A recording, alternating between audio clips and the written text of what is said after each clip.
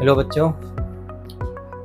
जैसा कि last video में तुम लोग को हम बताए थे कि अब से हम लोग जितना क्वेश्चंस है वो एग्ज़ाम में कैसे सॉल्व करेंगे ये बताए थे। नाउ हर क्वेश्चंस को कैसे शॉर्ट ट्रिक यूज़ करके हम लोग सॉल्व किए थे उसका कुछ एक्सप्लेनेशन बताएंगे, जिसमें एक क्वेश्चन ये रहा हीट ट्रांसफ़र कंडक्शन का। एक क्वेश्चन दिया हुआ था तुम लोगों का, क्वेश्चन तुम लोग देखोगे तो समझ में आएगा। देखो क्वेश्चन यहाँ दिया हुआ है तुम्हारा, ये क्वेश्चन हम लोगों का नीट 2025 में आया हुआ है जिसको हम लोग करेंगे। लेकिन इसको बनाने के लिए जो तरीका बताए थे हम, उसका थोड़ा सा एक्सप्लेनेशन बता रहे हैं। एग्जाम में कैसे बनाएंगे हम लोग, उसका थ्योरी क्या है उसके पीछे का वो समझ लो, उसके बाद उस क्वेश्चन को हम लोग इजीली सॉल्व कर सकते हैं। So conduction means transfer of heat. There are three process of transfer of heat: conduction, convection and radiation. तो कंडक्शन के लिए हम लोग को कोई मीडियम होना चाहिए, यहाँ से हीट ट्रांसफर करो। ये हम लोग एक स्लैब कंसिडर किए। इस स्लैब का दो एंड, ये थिकनेस हो गया, थिकनेस का मान लेते हैं हम लोग L. Suppose we are considering the thickness as L, L is the thickness. Okay, इस एंड का टेम्परेचर हम लोग मान लेते हैं θ1, यहाँ का टेम्परेचर मान लेते हैं θ2। Conductivity of the material is suppose K and area of the surface is equal to A. तो हीट यहाँ से कंडक्ट करके नॉर्मली यहाँ से बाहर निकलेगा। ये याद रखना कि हीट किसी भी सरफेस के ऊपर, सॉलिड सरफेस के ऊपर नॉर्मली एक साइड से इंटर करेगा, दूसरे साइड से नॉर्मली बाहर निकलेगा। That amount of heat is suppose Q. So the formula is Q equal to, conduction का फॉर्मूला क्या है बताओ, K A θ1 minus θ2 into T divided by L और एक्स, वट एवर थिकनेस को एक्स या एल वट एवर जो consider कर सकते हैं हम लोग, यहाँ एल कंसिडर किए। So Q by T equal to what we can write, K into A into θ1 minus θ2 divided by L. This Q by T is called rate of heat transfer. Rate of heat transfer. This rate of heat transfer is also known as heat current. Heat current को अगर हम लोग I से represent करते हैं, then what we can write, I equal to θ1 minus θ2 divided by L by K into A. This equal to what we can write, θ1 minus θ2 by R, where R is known as what, L by Ka. This is playing the role of resistance here. So we can compare this relation with the Ohm's law. Ohm's में क्या था बताओ, I equal to V2 minus V1 by R या V1 minus V2 by R, potential difference by resistance. तो यहाँ पर potential difference के साथ कंपेयर करते हैं हम लोग टेम्परेचर डिफरेंस को, because if there is a temperature difference then only heat can be conducted from high temperature end to low temperature end. Okay, तो यहाँ पर टेम्परेचर डिफरेंस को हम लोग कंसीडर करेंगे, कंपेयर करेंगे किसके साथ, पोटेंशियल डिफरेंस के साथ। तो आर को कंपेयर करेंगे रेजिस्टेंस के साथ। This is known as thermal resistance. इसको हम लोग क्या बोलेंगे, this is known as thermal resistance. Okay, तो यहाँ से जो आई का फॉर्मूला होगा, this is θ1 minus θ2 by R. Okay, θ1 minus θ2 by R. तो ये हीट करंट का फॉर्मूला हो गया, जहां पर आर हो गया तुम लोगों का थर्मल रेजिस्टेंस। ओके बच्चा, तो ये फॉर्मूला हम लोग यूज करेंगे यहाँ पर अगर हम लोग को कभी भी जंक्शन का टेम्परेचर निकालना हो, जो कि हम लोग लास्ट वीडियो में जंक्शन टेम्परेचर निकालने के लिए यूज किए थे। अब उसका क्वेश्चन यहाँ पर दिया हुआ है, लेकिन उससे पहले देखो, इसको हम लोग यहीं रखते हैं, नेक्स्ट पेज हम कंसिडर कर लेते हैं। ठीक है, सपोज हम लोग एक नेक्स्ट पेज ये कंसिडर करते हैं, वापस हम लोग क्वेश्चन में आ जाएंगे। तो अगर कभी दो स्लैब या तीन स्लैब तुम लोग को इस तरह से दिया हुआ रहा है, 2 और 3 स्लैब ऐसे कनेक्टेड रहे लाइक दिस, ये एक स्लैब है, ये एक स्लैब है, इसका टेम्परेचर हो गया θ1, यहाँ θ2 and this one is θ0 which is known as junction temperature. तो तुमको बोलेगा जंक्शन टेम्परेचर निकालने के लिए, तो जनरली हम दोनों का थर्मल रेजिस्टेंस मान लेते हैं। इसका थर्मल रेजिस्टेंस मान लेते हैं सपोज R1, इसका थर्मल रेजिस्टेंस मान लेते हैं R2। तो R1 और R2 का पहले हम लोग वैल्यू अगर लिखेंगे तो R1 का वैल्यू कितना हो जाएगा बताओ, L1 by K1 into A1, और R2 का वैल्यू हो जाएगा तुम्हारा L2 by K2 into A2। Okay, तो first thing that you have to do, you have to find the ratio of the thermal resistances। दोनों का थर्मल रेजिस्टेंस का ratio निकालो, R1 और R2 का रेशियो निकालो। तो L1 by K1 A1 is to L2 by K2 A2।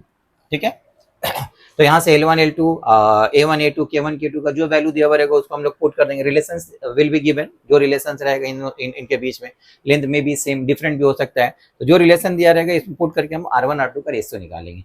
In case of identical, in case of identical slabs अगर ये स्लैब्स या रॉड स्लैब्स और रॉड वट एवर जो कुछ रहेगा, ये अगर आइडेंटिकल बोल देगा तो आइडेंटिकल का मतलब, and if the thermal conductivities are given as different but they are identical, then we will consider this as geometrically identical, मतलब उसका ज्योमेट्रिकल डायमेंशन जितना है, यानी इन दोनों का लेंथ सेम होगा, एरिया क्रॉस सेक्शन सेम होगा, but as the materials are different so K will be different. तो अगर लेंथ सेम है, ए सेम है, तो यहाँ से हम लोग R1 और R2 का रेशियो कितना निकल जाएगा बताओ, 1/K1 1/K2। तो ये रेशियो को अगर हम लोग कंसिडर कर ले तो वट एवर ये रेशियो का जो वैल्यू आएगा उसका वैल्यू को अगर हम लोग कंसिडर कर लेंगे m/n, तो ये जो रेशियो मिला इस रेशियो से हम लोग डायरेक्ट जंक्शन टेम्परेचर निकाल सकते हैं। जंक्शन टेम्परेचर निकालने का तरीका क्या है, ये m ये n मान लेते हैं हम लोग, रेशियो हो गया। तो θ1 का वैल्यू निकालने के लिए हम लोग क्या करते हैं, इसका रेजिस्टेंस को तुम लोग अगर एज थर्मल रेजिस्टेंस का रेशियो कितना मिला m/n, तो इसका रेजिस्टेंस को बोल सकते हैं हम लोग mr, इसका रेजिस्टेंस को बोल सकते हैं nr, है ना। रेशियो अगर m/n आएगा तो एक को बोलेंगे m, 2:3 आता है, 2r 3r होगा, तो mr nr। तो जंक्शन टेम्परेचर निकालने के लिए सपोज यहाँ पर θ1 is greater than θ2, let θ1 is greater than θ2 so that heat will conduct from high temperature to low temperature। यहाँ से हीट करंट फ्लो कर रहा है, and as we know series combination में हीट करंट सेम होता है ना, तो दोनों का हीट करंट सेम होगा। तो यहाँ से इसका हीट करंट का formula according to Ohm's law क्या लिखेंगे बताओ, θ1 माइनस θ0 बाई mr, और यहाँ पर कितना हो जाएगा, this equal to θ0 minus θ2 divided by nr। तो ये r कैंसिल कर दो, तो ये m से क्रॉस मल्टीप्लाई अगर हम लोग करते हैं तो यहाँ n मल्टीप्लाई करो, यहाँ m मल्टीप्लाई करो, तो यहाँ से आएगा तुम्हारा n into θ1 minus n into θ0, this is m into θ0 minus m into θ2। Okay, तो θ0 एक साइड में करो, θ1 θ2 को एक साइड में कर लो, तो θ0 हम लोग को कैलकुलेट करना है, θ0 एक साइड में कर लेंगे तो θ0 कॉमन लो, यहाँ से m प्लस n रहेगा, and this becomes equal to n into θ1 plus m into θ2। so θ0 equal to हो जाएगा यहाँ से n θ1 plus m θ2 divided by m plus n। ये बना हम लोग का डायरेक्ट फॉर्मूला। तो इस तरह का क्वेश्चन कभी भी दिया हुआ रहेगा, जंक्शन टेम्परेचर निकालने के लिए बोलेगा, डायरेक्ट हम लोग यूज करेंगे। जंक्शन टेम्परेचर का फॉर्मूला क्या होगा, ये रेशियो क्रॉस मल्टीप्लाई करो, इस रेशियो को इसके साथ मल्टीप्लाई करो इस एंड के टेम्परेचर के साथ, और ये रेशियो को इसके साथ मल्टीप्लाई करो इस एंड के टेम्परेचर के साथ, divided by sum of the ratio, it will give you directly the junction temperature. Okay, तो जंक्शन टेम्परेचर जब भी निकालना हम लोग ये फॉर्मूला यूज करके डायरेक्ट निकाल सकते हैं। ठीक है बच्चा, जैसे मान लो अगर तुमको कभी भी कोई क्वेश्चन दिया हुआ है, दो आइडेंटिकल रॉड को हम लोग ऐसे कनेक्ट कर लिए, दो आइडेंटिकल रॉड इस तरह से कनेक्ट कर लिए, इसका थर्मल कंडक्टिविटी बोल दिया K, this is 2K, it is given. इस एंड का टेम्परेचर मान लो दिया हुआ 100 डिग्री सेंटीग्रेड, यहाँ का टेम्परेचर दिया हुआ 0 डिग्री सेंटीग्रेड या 10 डिग्री सेंटीग्रेड दिया हुआ, you are asking to find junction temperature. तो हम लोग डायरेक्ट क्या करेंगे, दोनों का थर्मल रेजिस्टेंस का रेशियो निकालेंगे। For two identical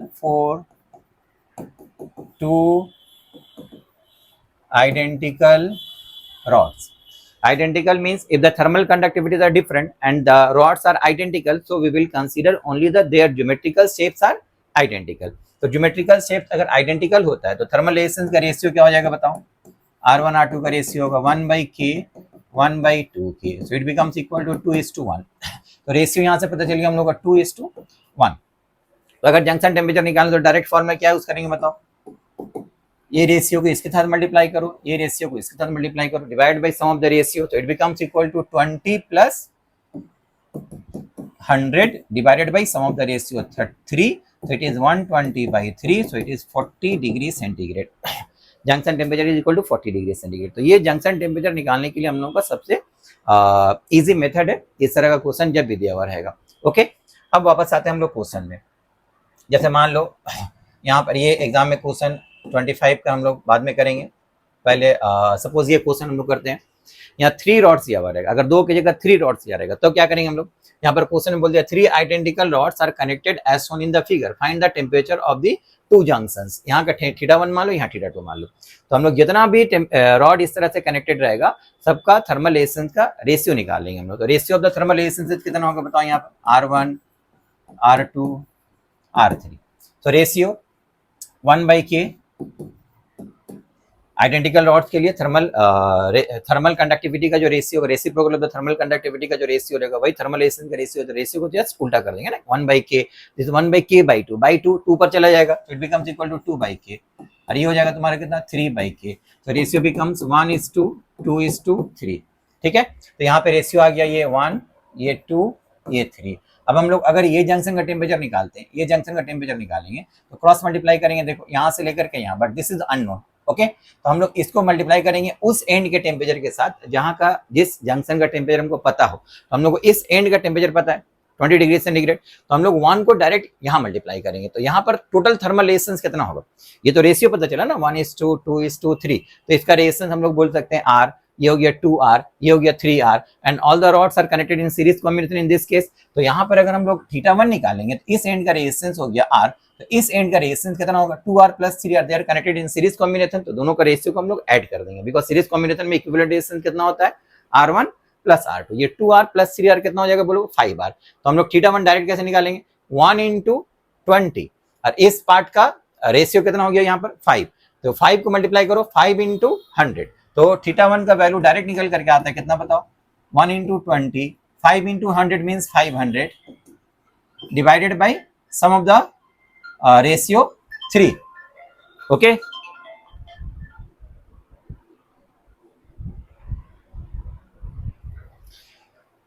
sum of the ratio 5 + 1 6, so it becomes equal to 520/6, which is equal to, we can say, 260/3 degree centigrade. This is θ1। अगर θ2 निकालना हो तुम लोगों को, तो θ2 के लिए क्या करेंगे बताओ, θ2 के लिए इसको क्रॉस मल्टीप्लाई करेंगे, 3 को इसके साथ मल्टीप्लाई करेंगे, यहाँ का नॉन टेम्परेचर है इस एंड का, लेकिन यहाँ पर का रेशियो कितना हो जाएगा, यहाँ पर बताओ इसका इस साइड का टेम्परेचर का रेशियो, थर्मल रेजिस्टेंस का रेशियो कितना होगा 1 + 2 3, तो ये 3 को मल्टीप्लाई करेंगे यहाँ से, 3 × 2 60, और ये 3 को मल्टीप्लाई करेंगे यहाँ से, तो θ2 का वैल्यू कितना हो जाएगा बताओ 3 × 100 दैट इज 300, 1 + 2 3, 3 × 20 दैट इज 60, तो 300 + 60 divided by sum of the ratio, which is equal to 6, so it becomes 360/6, so 60 degree centigrade.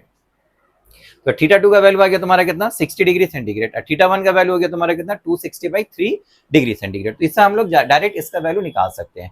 तो ये मेथड है बच्चा। तो यहाँ से सबसे पहले हमको निकालना पड़ेगा R1, R2, R3 ये सब का रेशियो निकालने के लिए याद रखना, अगर डायमेंशन आइडेंटिकल नहीं दिया हुआ रहेगा तो L/Ka फॉर्मूला यूज करेंगे हम लोग, लेकिन आइडेंटिकल डॉट्स दे दिया है तो रेशियो डायरेक्ट हो जाएगा 1/K1, 1/K2, 1 जितना रहेगा, 2 तो है, 3 तो है, 4, बहुत सारा डॉट्स भी रह सकता है।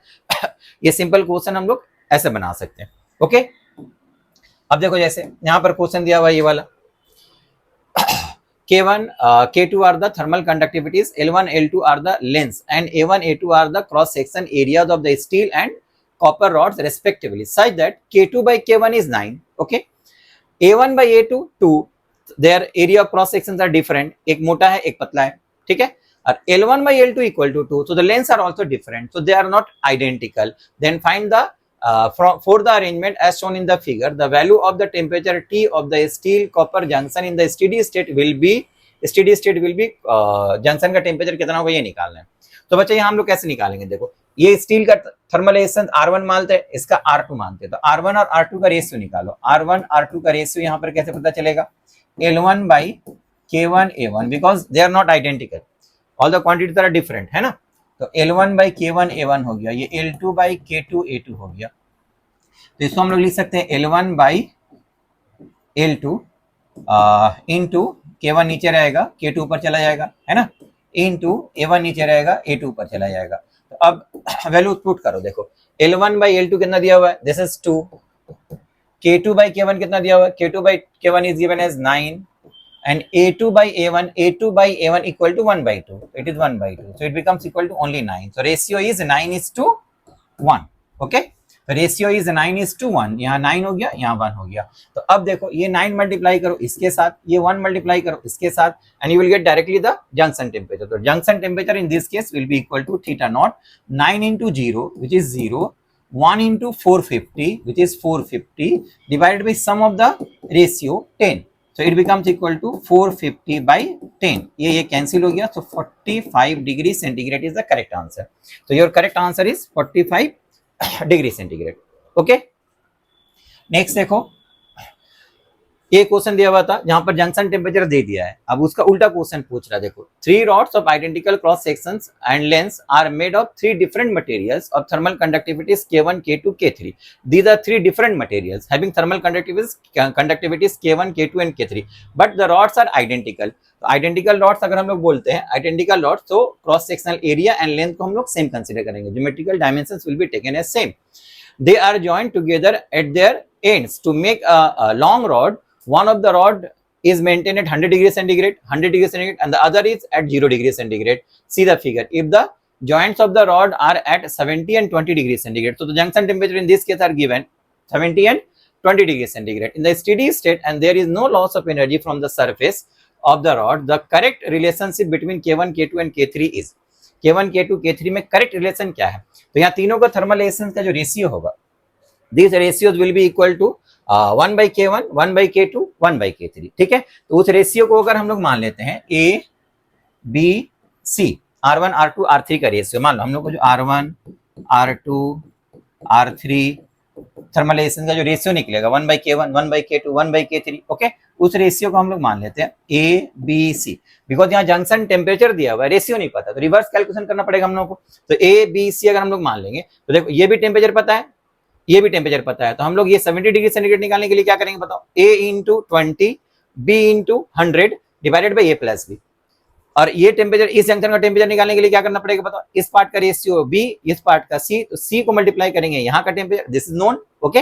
अगर यहाँ लेंगे तो A प्लस B रेशियो लेना पड़ेगा. अगर ये जंक्शन टेम्परेचर लेंगे हम लोग तो डायरेक्ट C 70 के साथ मल्टीप्लाई होगा, B 0 के साथ मल्टीप्लाई होगा, तो मल्टीप्लाई करो, B इंटू 0, 0 हो गया, C इंटू 70, तो 70 C प्लस 0 डिवाइडेड बाई और 0 को हम लोग हटा देते, 70 C लिखो सिर्फ, divided by sum of the ratio B plus C equal to given इस जंक्शन का टेम्परेचर कितना दिया हुआ है 20, ओके. ये 0 कैंसिल, इसको मल्टीप्लाई कर दो, ये हो गया कितना बताओ 2B plus 2C equal to 7C, वहां ले जाओ 2B इक्वल टू 5C, तो B by C equal to 5 by 2. तो B और C का रेशियो जो होगा 5:2 हो गया, है ना. बट B और C का रेशियो को हम लोग क्या बोलेंगे 1 by K2, 1 by K3, because A, B, C are the ratio of the thermal resistances which is equal to 1 by K1, 1 by K2, 1 by K3, okay. तो यहां से हम लोग B by C को अगर पुट करेंगे 1 by K1, 1 by K2, 1 by K3, तो it becomes equal to K3 by K2. So K2 is to K3, उलट दो तो ये हो जाएगा कितना 2:5. तो K2 और K3 का रेशियो हो गया 2:5. K2 और K3 का रेशियो एक ऑप्शन ये मिलता है, तो ये करेक्ट आंसर हो जाएगा. लेकिन अगर इसको भी तुमको निकालना है K1 और K3 का रेशियो कितना होगा, तो उसको निकालने के लिए हम लोग क्या करेंगे, देखो हम लोग अब ये जंक्शन टेम्परेचर कंसीडर करते हैं, तो A क्रॉस मल्टीप्लाई करो, A into 20, okay, and B into 100, तो इसका रेशियो कितना हो जाएगा बताओ. इस टेम्परेचर के बराबर हम लोग लिख सकते हैं कितना B इंटू 100, तो this is 100B plus A into 20, तो 20A divided by B plus A equal to कितना दिया हुआ है 70. Temperature is given as 70, okay. तो 0 0 कैंसिल कर दो यहाँ से, ये 0 ये 0 ये 0 कैंसिल हो जाएगा, तो यहाँ पर हो गया तुम्हारा 10B plus 2A equal to 7B plus 7A, okay. 2A वहां ले जाओ, 7B यहाँ ले जाओ, तो ये हो गया 3B equal to 5A, okay. So A by B equal to कितना आएगा यहाँ से 3/5. अब A by B equal to हम लोग क्या लिख सकते हैं बताओ, A by B equal to 1 by K1, 1 by K2, A by B put कर उल्टा हो जाएगा, है ना. तो A बाई B के लिए यहाँ पर आ जाएगा K1 नीचे आ गया, K2 ऊपर चला गया, तो K1 बाई K2 कितना हो जाएगा, K1 बाई K2 अगर बोलेंगे K1 बाई K2 उलट दो 5/3. यहाँ K2 बाई K3 कितना निकला, K2 by K3 equal to 2/5. अब इसको और इसको अगर हम लोग मल्टीप्लाई कर देंगे तो देखो यहाँ पर नीचे का K2 यहाँ पर है, यहाँ ऊपर में K2 कैंसिल हो जाएगा, है ना. तो यहाँ पर ऊपर 5 है, यहाँ नीचे 5 है, 5 भी कैंसिल हो जाएगा फ्रॉम राइट हैंड साइड. तो यहाँ K1 by K3 equal to 5 cancel हो गया, तो बचा कितना 2/3. तो K1 बाई K3 कितना हो जाएगा बताओ, K1 by K3 equal to 2/3 होगा, ठीक है. इसका एग्जैक्ट सॉल्यूशन अगर मेथड के रूल के हिसाब से हम लोग चलेंगे तो उसका सॉल्यूशन बहुत बड़ा होगा, लेकिन ये प्रैक्टिस करेंगे, रिवर्स कैलकुलेशन का क्वेश्चन दे दिया और जनरली जंक्शन टेम्परेचर निकालने के लिए देता है, या जंक्शन टेम्परेचर देकर के समटाइम पूछ लेता है कि K1 K2 का रेशियो कितना होगा, इस तरह का भी क्वेश्चन आता है। तो रिवर्स कैलकुलेशन करके हम लोग इजीली निकाल सकते हैं। तो K1 by K3 equal to 2/3, K1 by K3 equal to 2/3 and K2 K3 का रेशियो होगा 2:5। तो this is your correct answer. Okay, now ये क्वेश्चन जो लास्ट वीडियो में तुम लोगों को हम डायरेक्ट आंसर लिख कर दिखलाए थे कि इसका आंसर डायरेक्ट कैसे बना सकते हैं हम लोग, नीट 2025 का क्वेश्चन जो तुम लोगों का आया हुआ था, ठीक है। 3 identical heat conducting rods are connected in series as shown in the figure. The rods on the sides have the thermal conductivities 2K, K and 2K, ठीक है। The left end of the combination is maintained at 3T and the right end at T. The rods are thermally insulated from outside. In steady state, the temperature at the left junction is T1, and right junction T2. So, what is the ratio T1 by T2? Okay. तो बच्चा यहाँ से तुम लोग direct बताओ इन तीनों का thermal resistance, as it is given that they are identical but their thermal conductivities are different. That means we will consider the geometrical dimensions are same. So in that case, the ratio of the thermal resistance is R. कितना होता है बताओ? 1/2K, 1/K, 1/2K. Okay, so it becomes equal to 1:2:1. ये ratio आ गया, तो ये बना तुम्हारा रेशियो 1, ये 2, ये 1। अब बताओ अगर हमको T1 निकालना है तो T1 का इस साइड का टेम्परेचर है 3T और उस साइड का टेम्परेचर जो नोन टेम्परेचर दिया हुआ है दैट इज T। तो हम लोग T1 मालूम करने के लिए क्या करेंगे, 1 को मल्टीप्लाई करेंगे T के साथ और ये रेशियो ऐड हो जाएगा सीरीज कॉम्बिनेशन में, तो ये हो गया 3 को मल्टीप्लाई करेंगे 3T के साथ। तो T1 इक्वल टू हम लोग डायरेक्ट लिख सकते हैं क्या चीज बताओ, 1 into T which is equal to T plus 1 plus 2, 3 into 3T which is equal to 9T divided by 1 plus 3. So it becomes equal to 10T by 4 and T2 equal to, T2 निकालने के लिए इस side का ए part का ratio कितना हो गया 1 और यहां से इस एंड तक आते आते कितना हो गया 2 + 1 सीरीज कॉम्बिनेशन में दैट इज इक्वल टू 3। तो 3 into T, 3T हो गया, 1 into 3T which is also 3T। तो हम लोग क्या लिखेंगे 3T plus 3T divided by sum of the ratio 1 plus 3 which is equal to 6T by 4, ठीक है। तो T1 by T2 equal to, तो डिवाइड कर दो तो 10 by 6 रहेगा विच इज इक्वल टू 5/3। तो correct answer is 5/3। This is your correct answer. तो ये मेथड था जो हम लोग लास्ट वीडियो का नीट का 2025 का फिजिक्स का सॉल्यूशन में जो हम लोग अपलोड किए थे, तो उसका ये कैसे आया उसको बताने के लिए क्वेश्चन का एक्सप्लेनेशन हम तुम लोगों को बताए हैं कि जिस तरह से हम लास्ट वीडियो में भी तुम लोगों को बोले थे कि हर एक क्वेश्चन का हम एक्सप्लेनेशन बताएंगे तुम लोगों को डिटेल्स में कि कैसे हम लोग उसको बनाएंगे और फिर डायरेक्ट जो यूज किया था हम लोग एग्जाम में उसको यूज कर सकते हैं। तो ये मेथड अगर हम लोग सीख करके रखेंगे, इसको डायरेक्ट अप्लाई करेंगे क्वेश्चन को सॉल्व करने के लिए, और क्वेश्चन बच्चा हार्डली तुम लोगों को 20-30 सेकेंड्स के अंदर बन करके चला आ जाएगा। ये कैलकुलेशन करने में तुम लोगों को आई थिंक अगर जिसका कैलकुलेशन थोड़ा सा भी फास्ट करने का आदत होगा तो वो 15-20 सेकेंड से ज्यादा टाइम नहीं लेगा, ठीक है। इस तरह से हम लोग बाकी जितना क्वेश्चन है हर एक क्वेश्चन का एक्सप्लेनेशन हम तुम लोगों को छोटा छोटा वीडियो बना करके फ्रीक्वेंटली अपलोड करते रहेंगे, ठीक है। तो तुम लोग चैनल को सब्सक्राइब कर लो ताकि नेक्स्ट वीडियो जब अपलोड हो तो तुम लोगों को जल्दी से पता चल जाए और उसको तुम लोग देख सको। Okay, thank you very much.